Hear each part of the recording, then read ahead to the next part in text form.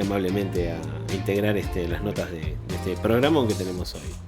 Hablábamos hace un rato con C. Benítez y con el resto de la gente respecto del Día de la Diversidad Cultural, respecto de lo importante que es seguir, digamos, laburando, militando, generando políticas públicas para que esa diversidad cultural que ya tiene su día, que instituido y demás, poder transformarla en política pública y poder transformarla en el cotidiano nuestro, digamos, ¿no?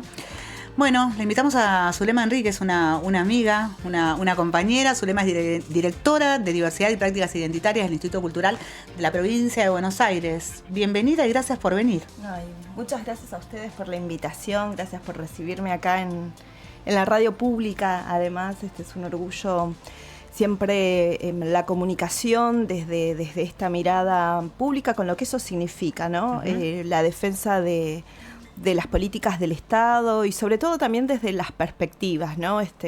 Las perspectivas de la comunicación que hoy podemos disfrutarla, que hoy tenemos una ley de servicios de comunicación audiovisual, digo que no siempre eso fue así. Uh-huh. Y hablábamos un poquito antes de empezar esto y poner en valor eso, así que me pone primero agradecida y después me pone mucha alegría, me da mucha alegría estar acá en la radio pública del Estado de la Provincia de Buenos Aires. Zule, nos conocemos desde hace un montón de tiempo, nosotras, esto se lo estamos contando a quienes están del otro lado, y yo recuerdo que fuiste una de las primeras militantes por esa diversidad cultural cuando todavía el Día de la Diversidad no estaba, digamos, ¿no? El día de la raza. El Día de la raza. Terrible. Era terrible, ¿no? ¿De qué raza me dijo mi hija? Equinos. Claro, los equinos, sí, no sé. de los monos, ¿de dónde? ¿De qué raza me decía Valentina? ¿Qué es la raza de qué? Claro. Caniche. Claro. ¿Cómo? ¿Cuál es? Primero ¿cuál crees que es el norte hoy a ir para poder conquistar en serio, digamos, un día de la diversidad o una sociedad diversa con representación, uh-huh, digamos, de todos los pueblos adentro? ¿Cuál es el norte y cuál crees que es como el avance que hemos tenido a nivel país, a nivel territorio en los últimos 10 años, ponele? Sí, es fundamental entender desde qué lugar construimos, ¿no? Siempre es importante hablar de las narrativas que hay que construyen la historia, por lo tanto que construyen nuestra identidad nacional. Eso es un eje fundamental, porque cuando hablamos de una sociedad racista, discriminadora, bueno, es porque hay una estructura propia del Estado que se ha construido en el marco de eso, ¿no? Entonces me parece que para explicar eso debemos antes desandar y de construir muchísimas otras narrativas que hablan de nosotros. Y está muy bien arrancar con el Día de la Raza, ¿no? El 12 de octubre en toda América se celebraba el Día de la Raza. Si ustedes saben que el 12 de octubre en España es el Día de España, es el Día de la Hispanidad. Ajá. Es el día de la República de España. Entonces, es tremendo. Entonces, nosotros en América Latina, ¿no? En América, festejábamos el Día de España porque España era la madre patria, ¿no? Ese concepto, digo que nosotros los que somos más grandes lo hemos estudiado y nos lo han enseñado bastante en la escuela. Ahora, ¿cómo deconstruimos eso? Bueno, justamente con dar cuenta de dónde viene eso, ¿no? En el 2010, por una propuesta del INADI, justamente, que propone al gobierno modificar esto, ¿no? Que además es una propuesta de muchas organizaciones, ¿no? Que el INADI toma, lo lleva, y allí muy bien Cristina Fernández de Kirchner lo lleva y lo ejecuta, ¿no? Lleva adelante, que llevó un tiempo también, ¿no? Uh-huh. Y que, no sé si ustedes lo recuerdan, pero tuvo mucho rechazo al principio. Mucho. Yo recuerdo un ejemplo muy emblemático de una de las figuras máximas de la televisión, en Susana Jiménez, quejándose de la modificación de ese nombre, ¿no? ¿De por qué? Porque además era muy largo. ¿Por qué hablar del Día del Respeto a la Diversidad Cultural? Porque el Día de la Raza es más simple, porque todos ya lo sabemos, claro, porque sabemos lo que significa. Entonces, ¿por qué hay que modificar? Porque a este gobierno se le ocurre, ¿no? Entonces, sin entender que es un reclamo, que era un reclamo de muchísimas organizaciones, comunidades, no solamente de pueblos originarios, sino de colectivos afrodescendientes. Entonces, cambiar ese concepto es cambiar el paradigma, que a su vez viene a romper muchísimas otras estructuras de cómo nos entendemos desde la identidad nacional argentina, ¿no? Entonces, entender, en toda América hubo distintos nombres, Venezuela, Bolivia, todo fue muy en el marco de eso. Argentina no fue la única que modificó, de hecho diría que fue de los últimos países que modificó el nombre. Por el Día del Respeto a la Diversidad Cultural, entendiendo que Argentina es una composición de muchas identidades y de muchos pueblos. Bueno, pero romper ese paradigma llevó a un rechazo de un sector importante de la sociedad, pero que se supo construir y con educación y con incorporarlo a los calendarios educativos de las escuelas, de todos los ámbitos educativos, fue fundamental, ¿no? Por eso tu hija te pregunta el día de la raza de qué, porque... Claro. Digo, esto es obligación del Estado trabajando en el ámbito educativo, en la calendarización. Y por supuesto, acá el marco de los 500 años marcó mucho, ¿no? En ese sentido de rever los discursos y las narrativas propias de los estados. Entonces, creo que allí eso ha sido fundamental. Podríamos hablar de muchísimas otras políticas públicas más que habló de romper paradigmas, pero esa fue fundamental para hablar de otras narrativas, de otras historias, de un empoderamiento también de las organizaciones y del movimiento indígena, no solo en Argentina, sino en toda Latinoamérica, y ahí tenemos a un primer presidente indígena que viene a reestructurar todo eso, ¿no? Y viene a romper otra vez esa idea de que los indios se extinguieron, sino que somos pueblos originarios. En Argentina somos 40 pueblos originarios, hablamos 16 lenguas indígenas, además hay afrodescendientes, hay afroargentinos, afrodescendientes de otros lugares. Digo que el mapa y la historia muchas veces se ha invisibilizado, que hay referentes históricos que construyeron esta patria que pertenecen a esas identidades, y hay una historia patriarcal, hegemónica, blanca, que no la ha contado. Bueno, dar cuenta y romper esas narrativas lleva un tiempo, claro que no es fácil. Y de hecho hoy creo que estamos en un contexto muy distinto, ¿no? Por supuesto, siempre queremos más. Voy a traer un ejemplo en función de esto que sucedió hace un mes más o menos, que son dos hermanos indígenas, Cantuta y Guari, que fueron discriminados por la movilera del programa de Doman en Canal 3. ¿No? Donde inmediatamente se le pregunta de dónde son, ¿no? De qué país. Bueno, cuando ellos le dicen somos indígenas, vamos a ver al Tercer Malón de la Paz, que estaba ahí en Plaza Lavalle. Bueno, y lo saluda en lengua original, lo saluda en quechua, porque Guari es quechua, y dice, bueno, me habla en idioma indio, ¿no? Digo, toda esa escena que fue muy rápida y que además estuvo enmarcada en el humor, porque el piso se reía, la movilera se reía, y una rapidez de a quién votan, y bueno, y enseñan, bueno, toda una violencia mediática que se vive en ese momento, da cuenta justamente de eso, ¿no? De la mirada que hay de determinada hegemonía de la identidad, aquello que no se parece a eso que es el modelo nacional argentino, proveniente de barcos europeos, es de otro país, no es nuestro. Entonces me parece que eso graficó inmediatamente un racismo estructural. Ahora, la respuesta fue inmediata. Más de 2.000 denuncias al INADI de muchísimos sectores, indígenas, no indígenas, ¿no? La intervención a las pocas horas de la Defensora del Público, ¿no? Dando cuenta en un tuit y publicando el manual para los medios de comunicación que sugiere, que recomienda cómo tratar estos temas en los medios, para todos los medios. Es un manual que nos han invitado a muchos comunicadores indígenas a hacerlo, y hay de distintos temas, inmediatamente. Digo, es decir, hay un Estado presente que denuncia. El INADI recibió las denuncias, de hecho se hizo una demanda por eso. Ahí estamos viendo lo que recién nos contabas, ¿no? Sí, y la respuesta inmediata de la sociedad, además, ¿no? Los tweets, digo, en todos lados, tanto que Doman tuvo que pedir perdón, digo, tanto que hablar de estos temas. No pasó desapercibido. Que antes no pasaba.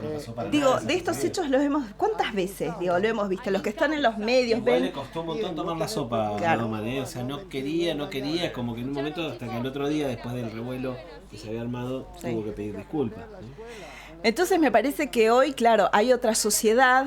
Me parece que hubo durante mucho tiempo políticas públicas y seguimos trabajando por políticas públicas descolonizadoras, pluriculturales, con todo lo que eso significa, y además de construyendo el propio movimiento de los derechos humanos también, ¿no? El movimiento feminista también, y ahí te llevo con esto de lo que decíamos, ¿no? Cómo mencionarnos, cómo llamarnos, qué es lo que pasa en los medios de comunicación, ¿no?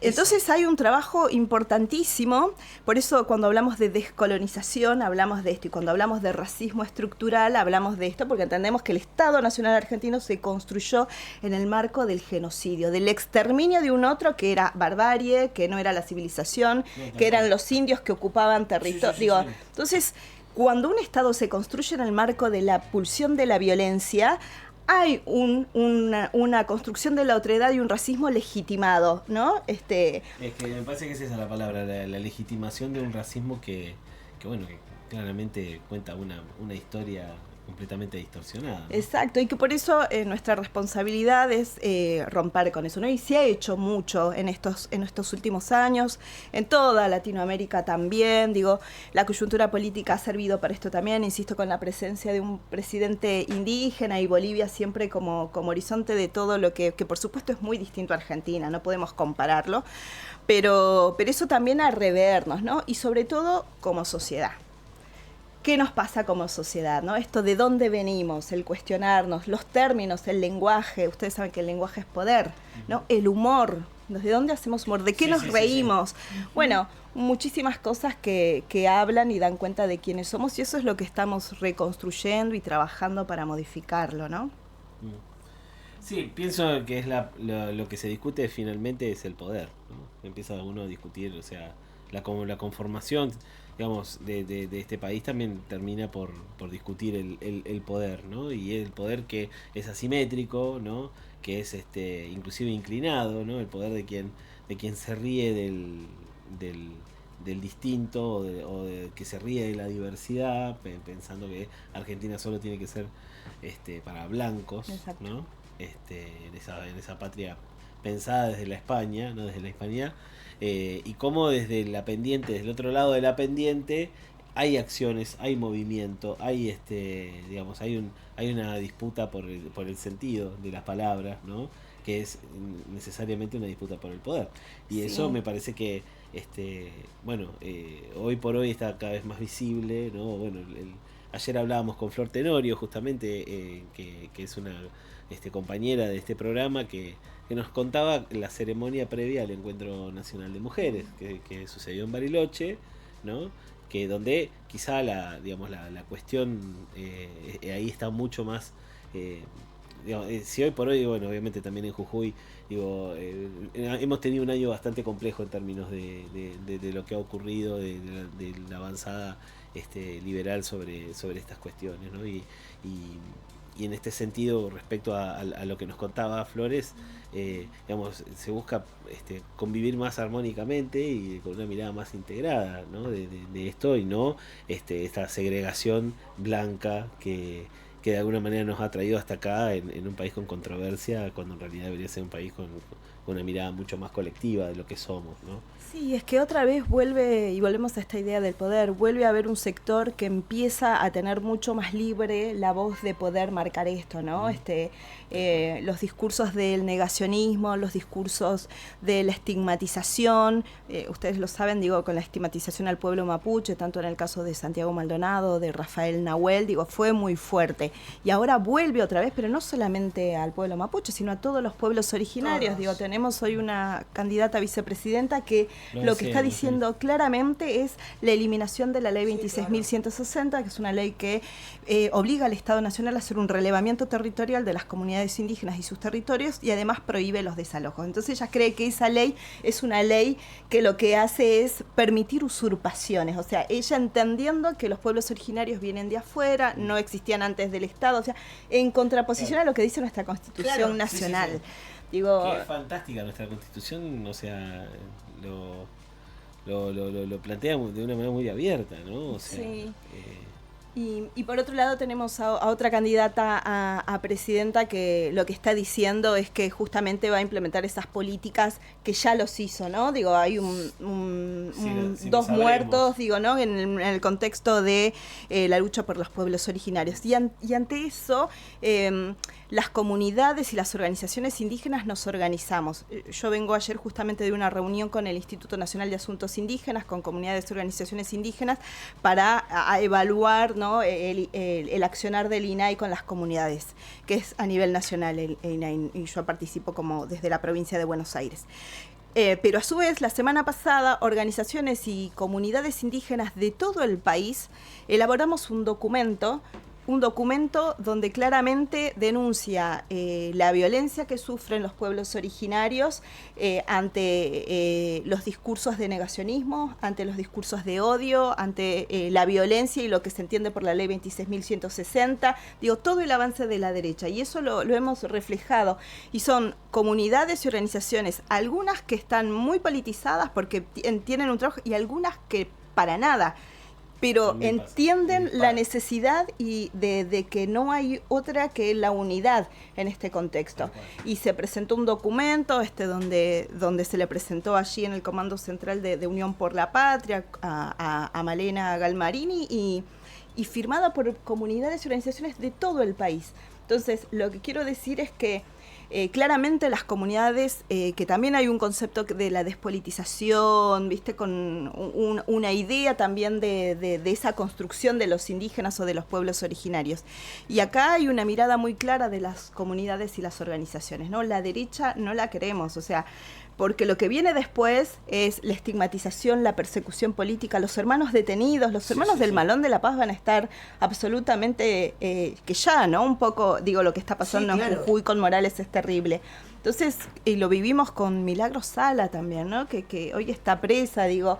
Entonces, mucho de eso los hermanos y las hermanas tienen conciencia, tenemos conciencia. Yo pertenezco al pueblo quechua, yo soy indígena, soy una militante que estoy en espacios y organizaciones indígenas, y esto se habla. Y entonces ante esto la unidad es muy clara y además porque tiene que ver también con un negacionismo histórico de los pueblos originarios, claro, y que con estos candidatos se reforzaría y sería la eliminación, ¿no?, de todas nuestras luchas. Bueno, y de toda esa Argentina blanca y europeocentrista de alguna manera que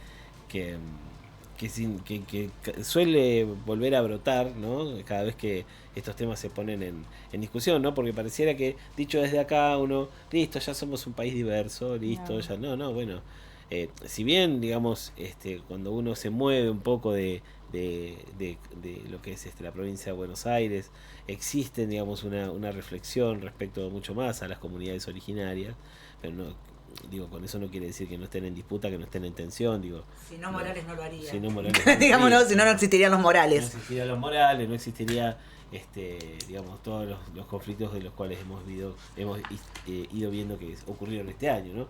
Este año, digamos, o sea, con la represión brutal en Jujuy, lo que existe ahí es una defensa de la tierra, es una defensa de los territorios originarios, ¿no?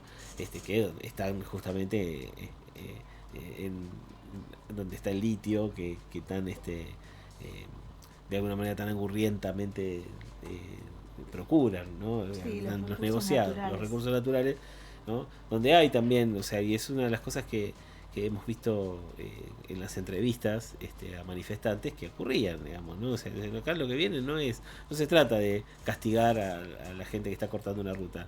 Hay que preguntarle a la gente por qué está cortando una ruta, hay que prever cuál es la presencia del Estado ahí y qué es lo que está haciendo el Estado con esas comunidades que salen a reclamar por sus derechos, ¿no?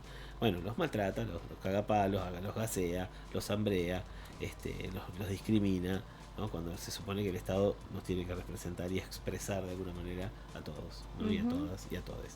Así que bueno, nada, está buenísimo que podamos poner sobre la mesa estos temas, que podamos empezar a caracterizar una Argentina mucho más amplia. Digo, a mí lo que me flasha siempre es en el lugar donde, o sea, Argentina tiene las puertas abiertas para toda aquella persona que quiere ser argentino, que quiere integrarnos, quiere integrarse. Digo, es un país de puertas abiertas, no es un país que segrega, digamos, no debería comportarse de esa forma, ¿no? O sea, me parece que tenemos que ir a... O sea, la construcción de una patria libre, con justicia social y con soberanía también parte por una mirada hacia adentro sobre qué es lo que nos compone, ¿no es cierto? O sea, para que eso pueda ocurrir, para que tengamos una patria justa, no deberían existir estos actos de violencia, que a veces no son, una violencia no solamente es un palazo, ¿no? La violencia es la negación del otro por la no existencia. La negación de derechos, eso, digamos, ¿no? Claro. Sí. Y además esto, ¿no? De poner en valor esa identidad, ¿no? Porque también si se invisibiliza y si no se habla de eso, también es violencia, ¿no? Entonces, por eso desde la provincia de Buenos Aires y desde el Instituto Cultural, nuestro programa se llama Buenos Aires Plurinacional y es poner en valor nuestra diversidad cultural, la de los pueblos originarios, nuestras identidades afrodescendientes, nuestras identidades migrantes de todo el mundo, ¿no? Porque entendemos que, como muy bien dice el gobernador, ¿no? La identidad bonaerense es diversa y nos une. O sea, romper esas ideas de la construcción de la otredad como el enemigo interno, como el violento, como la amenaza que viene a robarte algo, sino justamente entendiéndolo que nuestra pluriculturalidad es así de diversa y que es poner en valor todo eso. No es que hay una identidad mejor que otra ni enemiga de otra, sino que todo eso es la riqueza de la provincia de Buenos Aires y que eso debe ser transversal a todas las políticas públicas, a todo lo que el Estado hace. ¿Esto qué quiere decir? Que en todo lo que se proponga tiene que estar estas miradas y estas narrativas. En la cultura, no sé, es muy gráfico, digo, porque en los escenarios de lo que hacemos desde el instituto están nuestros hermanos pertenecientes a pueblos originarios. En el catálogo provincia, digo, de los y las músicas, están nuestros artistas pertenecientes a pueblos originarios, nuestros artistas migrantes, nuestros artistas afrodescendientes de la provincia de Buenos Aires, para que formen parte de ese catálogo y muestren nuestra identidad bonaerense. Pero así en eso en todos los ámbitos, en el ámbito de la lectura, de los libros, digo, cuando vamos a las ferias de los libros, que recorremos toda la provincia con distintas ferias, llevamos estas propuestas de presentación. Hay una cantidad de producción de escritores. Hablemos de eso. A mí me parece que estamos todos más o menos de acuerdo en que la industria cultural es la que ha moldeado o ha cristalizado, digamos, todos estos relatos, estas construcciones narrativas que se han instalado. Y quería preguntarte respecto de, tipo, que nos hagas algunas recomendaciones, tipo, che, leí esto que me parece que está bueno, o escuché a tal artista que me parece que en curaduría, si querés. Bueno, ustedes lo pueden ver ahí en respecto de los músicos y las músicas. Está Esquina Com, que son hermanos del pueblo Com, de Derqui. Ustedes saben que Derqui forma parte del conurbano, una localidad con muchos problemas. Y allí están nuestros hermanos haciendo hip hop, en lengua originaria, reivindicando la lengua, combatiendo... ¿Vamos a buscar eso? No, me están odiando del otro lado. Combatiendo muchos problemas que tienen los barrios. Ustedes saben que los barrios en Colmena tienen muchísimos problemas. Y ellos combatiendo todos esos problemas que es muy difícil para pibes jóvenes, y ellos haciendo música desde el hip hop, desde el rap y en lengua originaria. Pero también tenemos, no sé, el folclore y la música, como Karina Carriqueo, que es una artista mapuche que estuvo hace poquito en los Jueves Vivos en el Teatro Argentino, y ella lo que hace, además de su música, es rescate de la historia oral de los pueblos mapuches. Pero además ha formado un coro con 4 comunidades de los toldos, donde está territorio mapuche, ha formado un coro, casualidad, el 95% son mujeres. ¡Qué casualidad! ¡Qué casualidad! No se son mujeres. Sí, el 95% de las mujeres, el 75% Esquina Com es lo que estamos viendo ahí, ¿no? Sí. Sí, ahí está. que además han incorporado... No, van a entender que hay también un 75% de mujeres en digo, y rescatando la historia del pueblo mapuche, historias que se han perdido, que tienen que ver con las tradiciones ancestrales, los sueños, ¿no? Eso que se ha perdido y que se está perdiendo, y bueno, y hay un rescate, ¿no? Y allí estamos desde el Instituto Cultural también acompañando ese trabajo. Pero también tenemos, no sé, escritores y escritoras. Niña Luna, por ejemplo, es un libro escrito por nuestro hermano Marcelo Quispe, que escribe muchos cuentos. Busquen a Marcelo Quispe, es quechua guaraní, de la zona de La Matanza, y ya en la feria del libro del año pasado, en La Matanza presentamos el libro. Este año vino a la Biblioteca Provincial también y tiene varios libros hechos para niños y niñas, infancias. La tapa de uno es una niña indígena que tiene una huipala, que es como una heroína. No, es maravilloso, son cuentos muy breves, porque también los escribe en lengua originaria, o sea, también están en quechua, son cuentos muy breves para regalar. Bueno, todo estos libros, por ejemplo, estoy mencionando uno, pero hay muchísimos. Los pueden encontrar en el Mercado de Artesanías Bonaerense. El Mercado de Artesanías Bonaerense, que pertenece al Instituto Cultural, está en 7, entre 43 y 42, el MAP, que tiene artesanías de artesanos de toda la provincia de Buenos Aires. También hemos trabajado mucho para que estén libros allí, libros claro, de hermanos, no solo las artesanías, porque los libros son producciones culturales también, como vos lo decías, claro, Dani, claro, y que a veces no están en las librerías comerciales. Entonces, si no es por ellos que los venden en sus redes... Por circuito independiente no los conseguís. Entonces, el MAP, somos el Estado, provincial, y es una posibilidad, y la verdad es que el MAP está haciendo un gran trabajo en eso, y allí hay muchísimos libros. Karina también tiene su libro, los hermanos Com también han producido respecto de la cerámica, y hay muchas artesanías allí de cerámica. Ahí hay mucho material. Hay un libro que habla del runasimi, que es la lengua quechua. Ese es un libro más didáctico, más de la lengua, ¿no? No es tanto, no es literatura, escrito por Carmelo Sardinas, que ya murió, que es el taita, y que su familia y su comunidad ha escrito con docentes en conjunto. Después hay docentes guaraníes que han escrito un libro en guaraní que habla también de rescatar la historia oral y escribirla, porque es algo que se está perdiendo también, y hacerla libro. Nosotros eso desde el Instituto Cultural lo presentamos en Tigre, en el marco de las vacaciones de invierno. Hay mucho material que no llega a todos los actores, y seguramente que falta muchísimo más, ¿no? Pero también es nuestra responsabilidad mostrarlo, esto, acompañarlo. Y lo interesante es que, obviamente, vuelvo a los 90. Esto en los 90 hubiera sido una ONG que lo promueve. Claro. Hoy es el Estado. Hoy es ese Estado al que le quieren cortar con la motosierra, y cuando en realidad lo que necesitamos es un Estado mucho más grande, un Estado que sea obviamente efectivo y eficaz, pero a la vez también que sea un Estado inclusivo, que no pierda ese tono, ¿no? Que no pierda esa lógica, esa política de ser un Estado inclusivo en el que donde haya una necesidad, a pesar de que a algunos candidatos eso les parezca una aberración, donde haya una necesidad, que nazca un derecho, que sea un derecho, por mucho tiempo, o sea, un derecho inalienable, y fundamentalmente que sea un derecho llevado a quienes lo están reclamando, y que reclaman que hay una dificultad que resolver, que reclaman que hay una existencia por visibilizar, ¿no?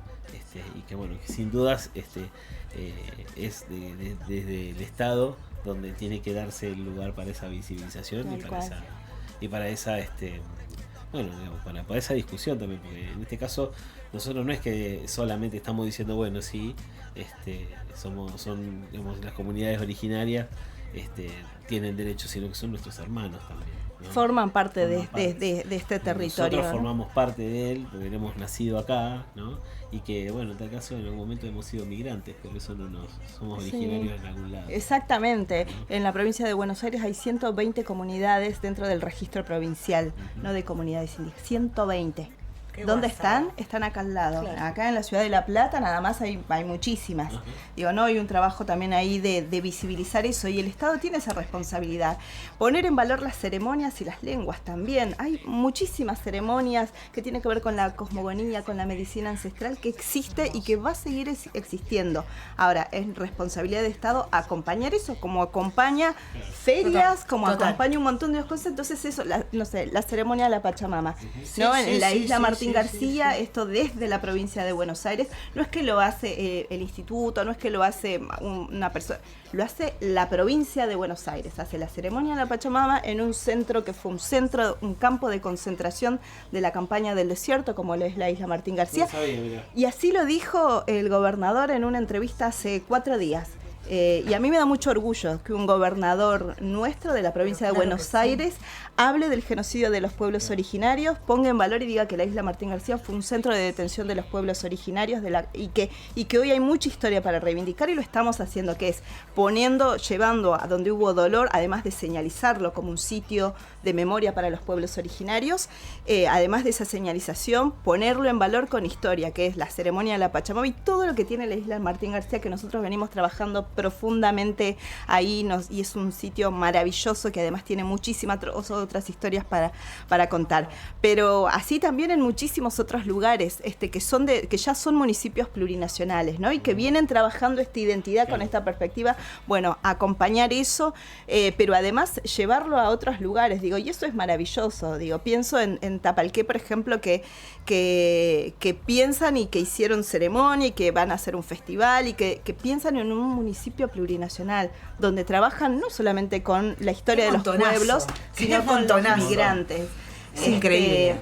Yo quiero, y ya con esto será bueno, no los quiero pensar esto, ¿no? De si esta política descolonizadora, pluricultural, plurinacional, no atraviesa todas las políticas del Estado y solo se convierte en algo aislado, no funciona. Entonces, ese es nuestro trabajo y nuestro desafío. Pasa exactamente con el feminismo. Exactamente. Por eso en todos los otros ámbitos, y ya con esto cierro, digo, la provincia viene llevando adelante una mesa interministerial de migraciones, donde allí esto es convocado por la Dirección de Migraciones dentro de Jefatura de Gabinete, y nosotras digo, porque somos ahí con otra compañera que es Claudia Vázquez Aro del Instituto, peleamos mucho para que esté y ha producido, se los voy a compartir, hay un libro digital que va a salir prontito que habla de esto, y funciona todos los meses, donde todas las áreas de la provincia, los ministerios, nos reunimos para trabajar políticas migratorias, cada uno desde sus miradas, desde sus aportes. Bueno, esa es la pluriculturalidad, ¿no? Eso, trabajar de manera mancomunada, eso es la identidad bonaerense, la unidad en la diversidad, porque la pluriculturalidad es eso. Uh-huh. Si eso no podemos lograr, y desde capacitación a funcionarios, que también en el tema afrodescendiente es algo que estamos trabajando, esperemos poder llegar a materializarlo en los derechos de los colectivos afrodescendientes, ¿no? Claro. Derechos, capacitaciones para capacitación suena feo, quizás formación, podemos buscarle muchas palabras, ¿no? Para funcionarios y funcionarias. Sí. Digo, bueno, en términos de las responsabilidades que el Estado te exige, es una capacitación, porque si vos no lo podés ver, si vos no lo podés, si vos no lo percibís como un problema, es que te falta una capacidad y por eso te capacitas, digamos, ¿no?